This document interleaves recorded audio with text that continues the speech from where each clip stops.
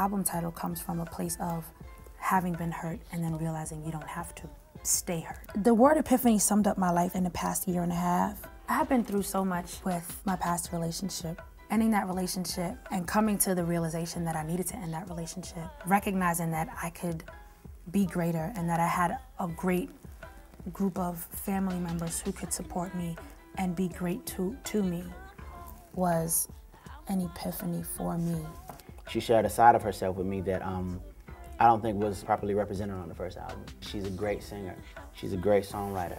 But who is she? Where she's sitting here and we're having this conversation, like I feel like I'm getting to know who she is. And you know, it kind of hit me like an epiphany, like this is the person that the world needs to know. The song basically is about a person being in a relationship. You know, you're doing your part in a relationship. You're giving your 50%, expecting the person that you're with to give their 50%. But it gets to the point where, for whatever reason, this person just kind of stops trying. You know, to where you're overcompensating for the fact that they're not trying. It just becomes that straw that broke the camel's back. The last time he don't come home, or the last time he don't think to just call, the light bulb goes off. You know what? I don't need this, and I need to get out of this.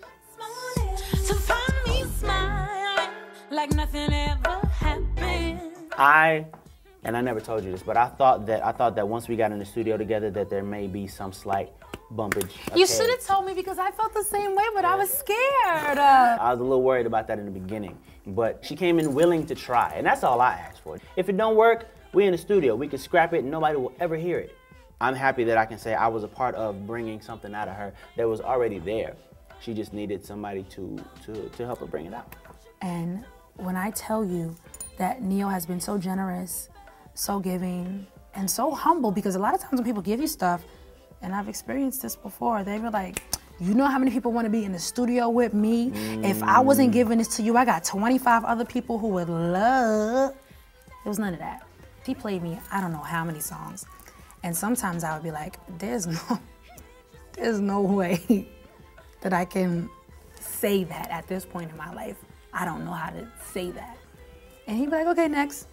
And we would just keep working until we came to the next great moment. But for me, growing this time around was recognizing that a collaboration is a great idea.